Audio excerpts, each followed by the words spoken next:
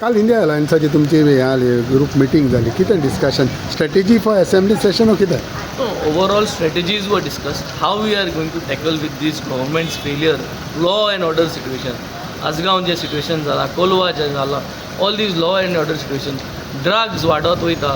So all these situations, how we are going to handle, how we are going to take accountability, assurance and follow-up of assurance of all these problems. That was the discussion. सो कितें तुमी joint effort आसतले strategy आसतली ओ कितें 100% it has always been, if you have seen, it has always been a joint effort. सद्दां आमी United आशिल्लेच आनी United आसतलेच. See, elections will come and elections will go. When elections come, all parties try to fight on their own